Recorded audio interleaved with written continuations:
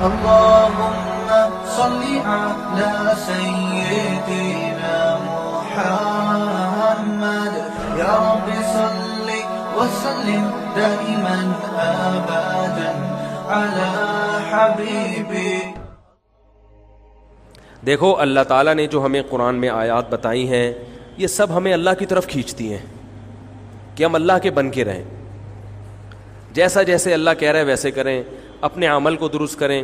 سورہ بقرہ میں اللہ کا ارشاد ہے لیس البر ان تولوا وجوہکم قبل المشرق والمغرب ولکن البر من آمن باللہ والیوم الآخر والملائکۃ والکتاب والنبیین.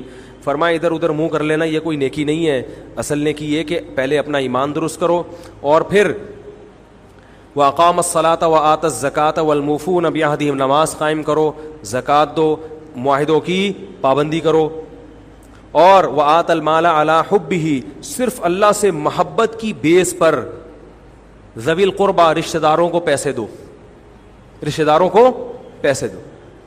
والیتامى, یتیموں کو کھلاؤ, یتیموں پہ خرچ کرو. والمساکین, مسکینوں کو کھلاؤ. وابن السبیل, مسافروں پر خرچ کرو. الو نہ بناؤ مسافر کو کہ اس کو کیا پتہ یہاں کے ریٹ کا تو الو بناؤ اس کو, ایسا نہیں, مسافروں کا خیال کرو. تو یہ 4 قسم کے طبقے پر احسان کرو, اور نماز بھی قائم کرو, اور زکوٰۃ الگ سے دو. اور والصابرین فی البأساء والضراء, کوئی پریشانی آئے تو صبر کرو, چاہے وہ مالی پریشانی ہو, فی البأساء والضراء جسمانی پریشانی. وحین البأس, اگر میدان جنگ میں لڑنا پڑے تو میدان جنگ میں صبر سے لڑو. اولئک الذین صدقوا, اللہ فرماتے ہیں جن لوگوں کی یہ صفات ہیں یہ ہیں سچے ایمان کے دعوے میں. ہم لوگوں نے اسلام کو بھی ایک, یعنی یوں سمجھیں کہ ایک فیشن ہوتا ہے نا, مختلف قسم کے موسموں میں مختلف قسم کی ایکٹیویٹیز ہوتی ہیں. محرم میں ہمارے ایک نئی قسم کی ایکٹیویٹیز ہوتی ہیں, ربیع الاول میں الگ قسم کے مسلمان بنے ہوتے ہیں ہم لوگ, ٹھیک ہے نا. تو یہ 2 مہینے خاص طور پر ایسے ہیں جس میں یہ 2 مہینے کی جتنی ہماری ایکٹیویٹیز ہیں وہ سب ہم اخپل طریقے سے گزارتے ہیں, جس طرح اللہ اس کے رسول نے بتایا اس طرح سے نہیں گزارتے. اسلام میں کسی کی یوم ولادت یا یوم شہادت یا یوم وفات اس کو کوئی اہمیت نہیں دی گئی ہے. اگر دی گئی ہوتی تو سب سے پہلے محمد صلی اللہ علیہ وسلم کا یوم وفات کا دن ایسا تھا کہ اس پہ ہمیں غم منانے کا حکم دیا جاتا, اور یوم ولادت ایسی تھی جس پہ ہمیں خوشی منانے کا حکم دیا جاتا. کہیں بھی نہیں ملتا ہمیں. بعض حضرات یہ کہتے ہیں کہ آپ صلی اللہ علیہ وسلم کو خواب آیا تھا جس میں بتایا گیا کہ آپ کے نواسے حضرت حسین جو جنت کے سرداروں کے, جنت کے نوجوانوں کے سردار ہیں, ان کو آپ کی امت شہید کرے گی. تو آپ بلک بلک کے رونے لگے. اس سے بعض لوگ استدلال کرتے ہیں دیکھو غم حسین میں رونا چاہیے. تو یاد رکھو نبی صلی اللہ علیہ وسلم کو جب اطلاع ملی آپ کو غم ہوا آپ روئے, تو جب بھی کوئی غم کسی کو پہنچتا ہے اس کی آنکھوں سے آنسو نکلنا یہ نیچرل ہے.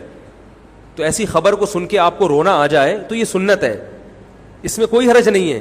لیکن کیا ہر سال نبی صلی اللہ علیہ وسلم جس دن یہ خواب آیا تھا تو اگلے سال اسی تاریخ میں دوبارہ روئے, پھر اسی تاریخ میں دوبارہ روئے؟ بھائی جب غم کی خبر ملی تو روئے آپ صلی اللہ علیہ وسلم. حضرت جعفر طیار آپ کے چچا زاد بھائی, ان کی شہادت کی آپ کو اطلاع ملی تو بھی آپ کے آنکھوں سے آنسو جاری ہوئے. تو کیا اب حضرت جعفر کے غم میں رونا بھی سنت ہوگا؟ بولو نا بھائی. اگر آپ صلی اللہ علیہ وسلم حضرت عثمان کے دور میں زندہ ہوتے اور اس طرح بے دردی سے حضرت عثمان کو شہید کیا جاتا تو کیا آپ نہ روتے ہیں بھائی؟ تو پھر حضرت عثمان کی یوم شہادت پہ رونا بھی کیا ہے؟ سنت ہونا چاہیے نا. حضرت عثمان کی شہادت کی نبی کو اطلاع ملی تھی, وہ جھوٹی افواہ تھی. صلح حدیبیہ کے موقع پر آپ صلی اللہ علیہ وسلم نے حضرت عثمان کو قاصد بنا کے بھیجا, اطلاع ملی کہ ان کو شہید کر دیا. آپ ایسا درد اور ایسا غضبناک ہوئے کہ آپ نے 1400 صحابہ سے موت پر بیعت کی.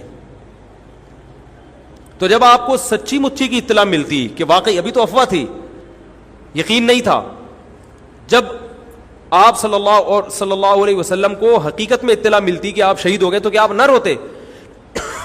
آپ صلی اللہ علیہ وسلم کو اپنی نواسی آپ کی گود میں تھی, اس کا انتقال ہوا, آپ کی آنکھوں سے آنسو جاری ہوئے. صحابہ نے کہا یا رسول اللہ آپ تو ہمیں صبر کی تلقین کرتے ہیں, آج آپ رو رہے ہیں. تو فرمائیے اللہ کی رحمت ہے, یہ تو اللہ کی رحمت ہے بھائی, اولاد ہے میری. تو کیا جب حضرت وہ جو آپ صلی اللہ علیہ وسلم کی نواسی کا انتقال کی تاریخ آئے گی تو ہم سب روئیں گے بیٹھ کے؟ بولو نا بھائی. تو کہاں کی کہاں لگا دیتے ہیں. دیکھو ہر بدعت کو جائز کرنے کے لیے نا کچھ دلیل ہر ایک کو مل جاتی ہے.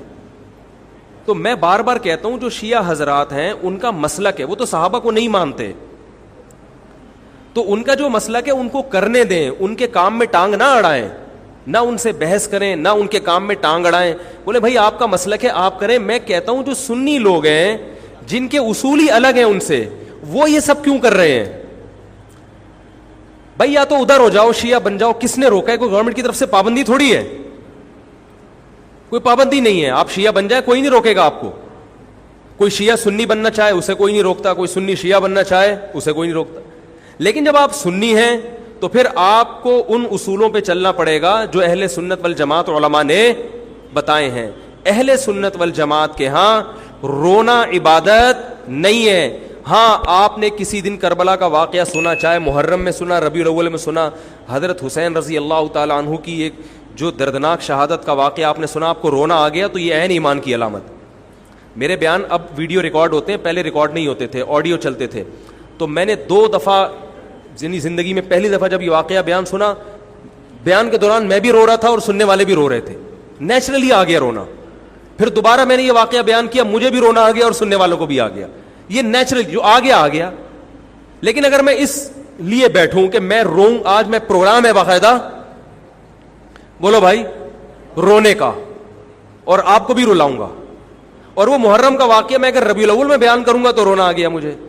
تو جو خود سے کسی کا واقعہ سن کے رونا آ جائے اس پہ پابندی نہیں ہے, بلکہ اہل بیت سے محبت کی علامت ہے. لیکن یہ واقعہ جب ہم نے بیان کیا حضرت حسین کا تو مجھے رونا آیا. بالکل اسی طرح رونا جب حضرت عثمان کا واقعہ بیان کیا تو بھی آیا. ظلم تو ان پر بھی ہوا تھا, کوئی کم تھوڑی ہوا تھا. بلکہ مجھے یاد ہے جب میں نے پہلی دفعہ نبی صلی اللہ علیہ وسلم کی سیرت پڑھی, بالکل چھوٹا بچہ تھا میں اس وقت, میری عمر 9 یا 10 سال ہوگی, اور وہ آپ صلی اللہ علیہ وسلم کی وفات کا واقعہ لکھا تھا. تو اتنے بچے میں تو اتنی سمجھ نہیں ہوتی, لیکن جب مجھے یاد ہے میں پڑھ رہا تھا تو مسلسل آنکھوں سے آنسو بہ رہے تھے. ایسا دردناک واقعہ نبی صلی اللہ علیہ وسلم کی وفات کا. تو وہ تو کسی کے بھی وفات کی خبر جب ہم سنتے ہیں تو نیچرلی رونا آتا ہے انسان کو. کبھی وہ انسان کوشش تو برداشت کرنی چاہیے. لیکن اب ہمارے ہاں واقعات سنا کے باقاعدہ رونے کے پروگرام ہوتے ہیں. یہ اسلام کی تعلیمات نہیں ہے, یہ اسلام کی تعلیمات نہیں ہے.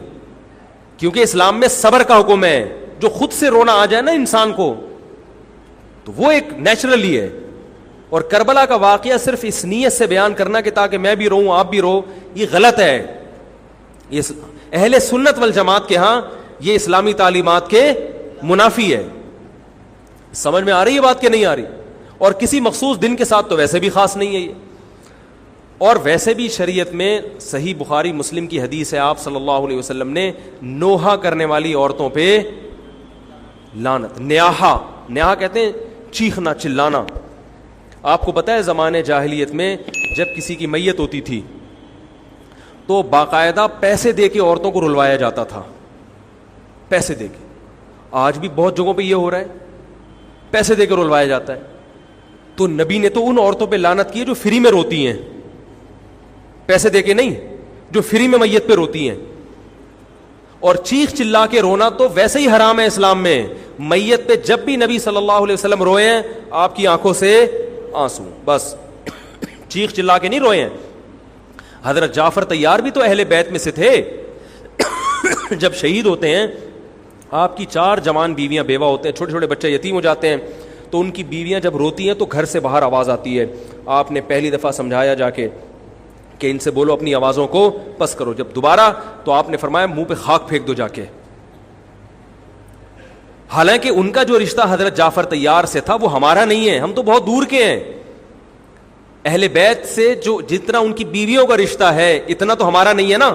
ان کو چیخ کے رونے کی اجازت نہیں دی. اور آج ہمارے ہاں کیسے ہوتا ہے, ہاں ہاں ہو چیخ رہے ہیں, پیٹ رہے ہیں. گریبان چاک کرنا اسلام میں حرام ہے روتے ہوئے. گریبان چاک کرنا, اس پہ لعنت ہے نبی صلی اللہ علیہ وسلم کی. تو آج گریبان بھی چاک ہو رہا ہے, رو بھی رہے ہیں, پیٹ بھی رہے ہیں. تو بھائی وہ شیعہ حضرات کا ایک مسلک ہے, ان کی رائے ہے, ان کو ان کی رائے پہ چلنے دو. آپ جو اہل سنت والجماعت کو فالو کرتے ہو تو یا تو ادھر ہو جاؤ یا ادھر ہو جاؤ, درمیان میلہ لٹکو. درمیانی آدمی کہیں کبھی نہیں ہوتا. درمیان کی جو جنس ہے وہ کہیں کی ہوتی ہے. وہ بیچارہ نہ مرد سے شادی کر سکتا ہے نہ عورت سے. وہ کہتا ہے یا اللہ اگر مجھے آپشن دیتا یا تو ادھر کر دیتا, یا وہ تو ایک اللہ نے آزمائش بنا دی اس کو بیچارے کو, وہ آزمائش ہے, اسی آزمائش پہ اس کو قیامت کے دن اجر ملے گا. لیکن اپنے اختیار سے انسان بیچ کا بننے کی کوشش کرے, یہ ٹھیک نہیں ہوتا. اپنے اختیار سے یا تو شیعہ بن جاؤ یا پورے سنی بن جاؤ. تو اہل سنت حدیث کی کتابوں کو فالو کرتے ہیں, اور جو ہماری بخاری مسلم ہے شیعہ حضرات نہیں مانتے ان کتابوں کو, وہ نہیں فالو کرتے ان کو. تو ہم تو ان کو فالو کرتے ہیں. اگر آپ کہتے ہو میں نہیں مانتا ان حدیثوں کو, تو پھر بہت ساری چیزیں اور بھی ہیں وہ بھی چھوڑ دو. پھر آپ سمجھ میں آ رہی ہے بات, پھر وہ بھی چھوڑ دو. تو ہم تو ان کتابوں کو فالو کرتے ہیں. ہمارے نبی صلی اللہ علیہ وسلم کے حکام ہیں, میت پہ رونا پیٹنا منع. جب حضرت حسین رضی اللہ تعالی عنہ کا قتل ہوا ہے کربلا میں, اور یقیناً یہ بہت بڑا بدترین ظلم تھا تاریخ کا, تو حضرت جو آپ کے اہل بیت جو باقی بچ گئے تھے ان کا کیا ری ایکشن تھا, جو صحیح اسناد سے جو چیزیں ثابت ہیں ان کا کیا ری ایکٹ تھا. کیا امام زین العابدین نے اس طرح سے نوحے کیے تھے کہ آپ نے سینوں کو پیٹا تھا؟ انہوں نے صبر کیا تھا انہوں نے. اور یہی اہل بیت کی شان تھی. تبھی تو قرآن کے الفاظ کیا ہیں کہ نیکی صرف یہ نہیں ادھر ادھر منہ کر کے نمازیں پڑھ لو, بلکہ والصابرین فی البأساء, جو پریشانیوں کے وقت کیا کرتے ہیں, صبر. تو ہماری نظر میں حضرت حسین کا قتل بھی ایک بہت بڑی ٹینشن, بہت بڑی پریشانی, مگر اس پر ہمیں صبر کا حکم ہے. اگر ہمارے اندر انتقام کی طاقت ہوتی تو انتقام لے لیتے ہم. جو بھی قاتلان حسین تھے ہمیں پتہ چلتا کہ یہ ہے, ہم انتقام لیتے ان سے. اگر انتقام نہیں لے, وہ تو چلے گئے دنیا سے اپنے ٹھکانوں کو, جو جس نے جہنم رسید ہونا تھا وہ تو جہنم رسید ہو چکا ہے. اور اللہ نے حضرت حسین رضی اللہ تعالی عنہ کو شہادت کی برکت سے جنت کے جوانوں کا سردار بنا دیا ہے.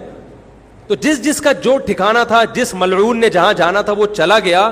اب قرآن کیا کہہ رہا ہے, تلک امۃ قد خلت. جہاں بھی قرآن ایسے واقعات بیان کرتے ہیں, یہ قوم تھی جو گزر گئی, لہا ما کسبت, جس نے جو کیا اس کا بدلہ ملے گا, ولکم ما کسبتم, تم اب تمہارے اعمال اللہ دیکھے گا. اعمال کا مطلب دیکھے گا جن چیزوں کو اللہ نے حلال کیا تم اس پر عمل کرتے ہو, جن چیزوں کو حرام قرار دیا اس سے بچتے ہو کہ نہیں بچتے, یہ چیزیں دیکھی جائیں گی.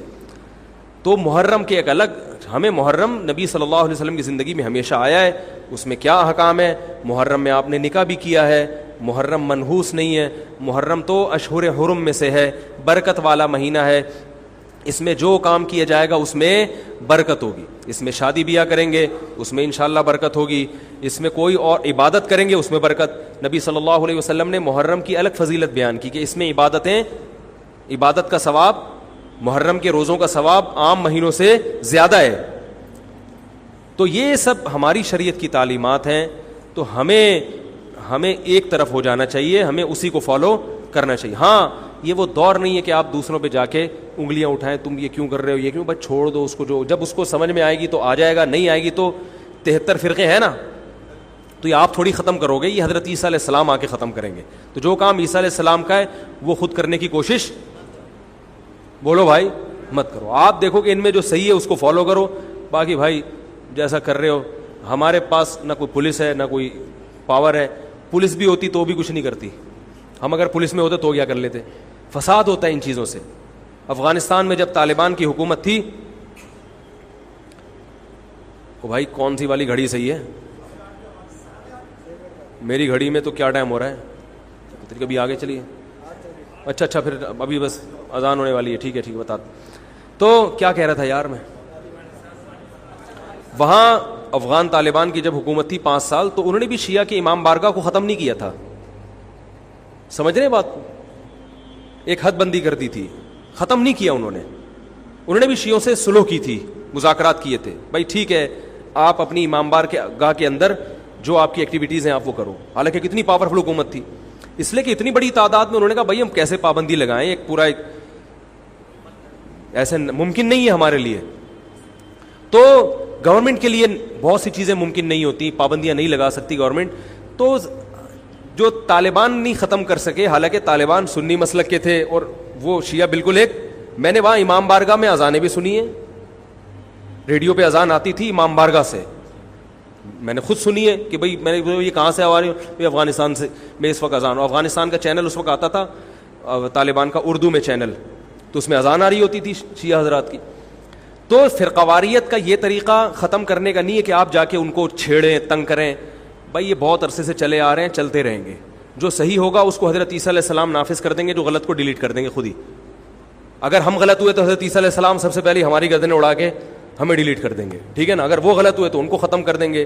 تو یہ ان کا کام ہے, آج کسی کے بس میں یہ نہیں ہے. تو میں یہ اس لیے کہہ رہا ہوں کہ لڑو مت, گالی گلوچ مت کرو, فیس بک پہ ایک دوسرے کے خلاف نیگیٹو کمنٹس مت کرو, کیونکہ ہم اختلافات کے متحمل نہیں ہیں. ہمیں بہرحال قومی سطح پہ ایک ہی بن کے رہنا ہے. پاکستان کے مقابلے میں جو ہمارے دشمن ہیں ان کے مقابلے میں ہمیں ایک بن کے رہنا. جہاں تک مذہب کا تعلق ہے, بھائی آپ کا مسلک اجازت دیتا ہے آپ کریں, ہمارا مسلک ہمیں اس کی اجازت, ہمارا مسلک ہمیں ماتم دیکھنے کی بھی اجازت نہیں دیتا. سمجھ میں آ رہی ہے بات؟ ہمیں دیکھنے کی بھی اجازت نہیں, ہم دیکھیں گے بھی نہیں. آپ کا مسلک ہے آپ کریں. تو لڑنا بھڑنا نہیں ہے. میں صرف یہ کہہ رہا ہوں کہ ایک طرف ہو جاؤ, یا ادھر یا بولو بھائی ادھر ہو جاؤ. تو ہم یہ چیزوں کو غلط سمجھتے ہیں, نہ ماتم کو جائز سمجھتے ہیں, نہ رونے پیٹنے کو جائز سمجھتے ہیں. جس طرح سے رویا جا رہا ہے, کسی کو واقعہ کربلا سن کے رونا آ جائے, یہ ایمان کی علامت ہے اہل بیت. لیکن یہ کوئی سنت عمل نہیں ہے کہ باقاعدہ اس کو رلانے کے لیے آرڈر پہ بٹھایا جائے کہ چلو کربلا کا واقعہ سن کے رونا سنت ہے تو آپ بیٹھو تو رو. ایسا نہیں ہے, کچھ ایسی شریعت میں نہیں ہے.